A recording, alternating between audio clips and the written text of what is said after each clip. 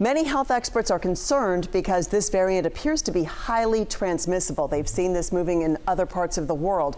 However, there is reason for some cautious optimism. KCRA 3's Melanie Wingo explains why some doctors think this variant may not lead to as many deaths as the Delta variant.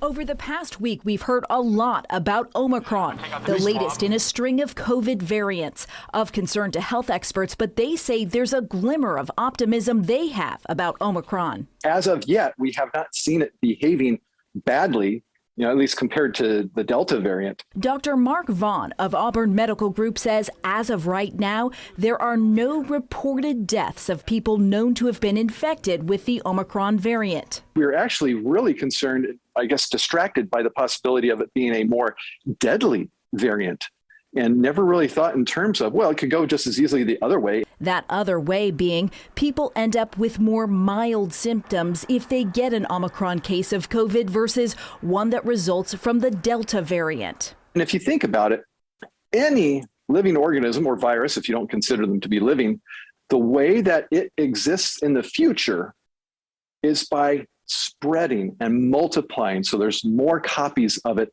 out there. Getting more copies out there could be as efficiently done by the virus as going easier on people with it.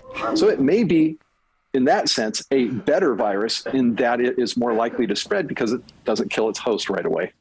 With Omicron in the mix, the White House talked vaccination efforts this week, touting Wednesday's highest single-day total of vaccines administered since May. 2.2 million shots in the arms of Americans.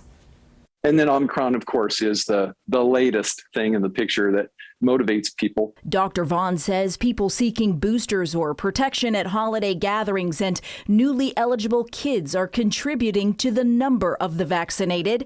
Although it's too early to know just how effective vaccines are against Omicron, Dr. Vaughn says early data is promising. We know that there have been people who are fully vaccinated who are showing up with Omicron, thankfully, just like all the people with Omicron, with mild symptoms. Melanie Wingo, KCRA 3 News. And Dr. Vaughn says he expects that we'll see COVID case numbers go up after the holidays because Omicron may spread more easily. What he and the other health experts will be keeping a close eye on is how many of those cases result in hospitalizations or deaths.